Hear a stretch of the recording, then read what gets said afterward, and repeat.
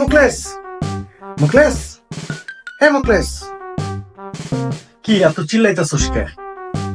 কি হইছে ক? না কমু না, আমার খুব লজ্জা লাগে। লজ্জা কই কি করবো তো, না কম না রে, কইতে মন চাইছিল কবি না যখন, তো চিল্লাইতেছস কে? আর এত লজ্জা পাওয়ার কি আছে? ক কি হইছে, আমিও শুনি। ক ক শুনি কি হইছে, এমন করলে তো আর হইব না। তো ক দেখি কি হইছে, তারপরে যা করার করবো নেই। তুই যখন এত করে কইতাছস তাহলে কই, আমি নিচে নামতাছিলাম চা খাইতে, তো হঠাৎ করে যাওয়ার সময় দেখি সে দিয়া বাউরে বাহু, কি সুন্দর মাইয়া, একবারে হরির মতো।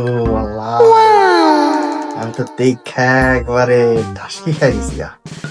বাহুরে বাহু, এখন তে এই টাইমে নিছিলাম।